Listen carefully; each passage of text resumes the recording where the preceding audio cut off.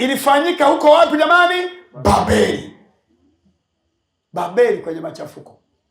Na ndiyo maana sikukuu hii ya Christmas, hii sikukuu haina utukufu hata kidogo. Kwa nini? Maana mwenyekiti wake ni Shetani. Ndiyo maana haina utukufu, maana chanzo chake ni Babeli. Na Babeli maana yake ni machafuko. Na ndiyo maana ndani ya sherehe hii ya Christmas, kama ni machafuko yanafanyikia ndani ya tarehe hii. Yaani kama ni watu kulewa, wanalewa kwenye Christmas. Tarehe 20 ngapi? 25. Kama ni uzinzi unafanyika tarehe 25. Tafuta guest tarehe 25, utakuta vyumba vyote vimejaa. Na watu wanakodi vyumba tangu tarehe 23. Tangu 21 vyumba vinaanza kupata wageni. Ukienda tarehe 25 unakuta vyumba vyote vimejaa. Sikukuu hii rafiki yangu, chanzo chake ni Babeli.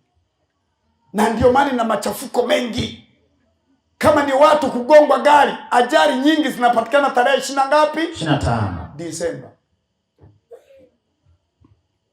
Kama ni watu kubeba magonjwa ya zinaa, tarehe hii inabebesha sana magonjwa ya zinaa watu.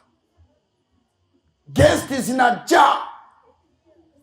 Na watu wanajaa kila kona. Yaani tarehe hii 25 mpaka na guest maso nazo huwa zinajaza. Paka na zile guest maso house zinajaza. Kabisa. Maana utakuta watu wanaitana, yani kila kona wanapigana mahaleluya ya miwa. Paka unashangaa. Kila kona utakuta haleluya heme pingila mua. Haleluya heme juice. Haleluya pigwa pipi. Haleluya pigwa na... Sasa nisikilizie ile jioni sasa kajua kakizama. Kila mmoja anaanza kufuatilia haleluya yake. Alojo, basi nisubirie basi, umekula na mua wangu simama. Haleluya yangu. Haleluya yangu. Kila mmoja anafuatilia haleluya yake. Na hapo hakuna hata cha kupelekana guest. Hapo ni guest maso wote. Ni kuvutiana tu guest wapi? Maswa. Maswa house. Utakuta guest hizi nazo huwa zinajaza, ambazo hakunaga cha kodi, hakunaga cha ushuru. Yaani kodi yake akiumwa siafu amelipa. Akilala kwenye siafu zikamuuma amelipa kodi. Naomba mnisikilize. Tarehe 25 ni tarehe ya kutoka kwa mfalme Yehoyakini wapi? Gerezani. Sijasikia